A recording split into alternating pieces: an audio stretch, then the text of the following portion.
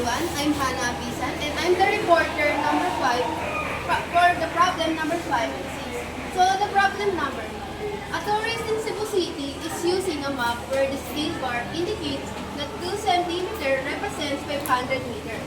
They measure the straight line distance between Magellan's Cross and the Santo Niño Church to be 1.5 cm.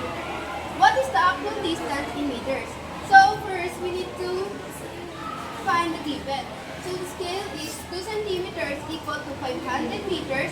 Measured map distance is 1.5 centimeters.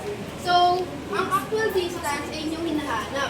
So, is equal to 500 meters over 2 centimeter times 1.5 centimeter. So, ika-cancel natin yung centimeter, then ipag-divide natin itong dalawa, tapos ita-times. Then, ang magiging final answer ay 375 meters. So, problem number 6. A civil engineer is inspecting a blueprint for a new subdivision road in Laguna with a scale of 1:800. If the plan width of the main road is 3.5 cm on the blueprint and the plan width of a secondary road is 2 cm on the same blueprint, what is the difference in their width in meters? So first, the given scale is equal to 1:800. The main road width is 3.5 cm, then the secondary road width is 2 cm.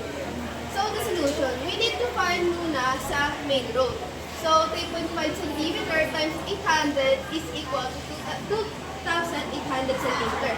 2,800 divided by 100. So yung 100, nakuha ko kapag kinakonvert natin ang meter to centimeter. Then i-move natin siya pakanan, then times 100 siya.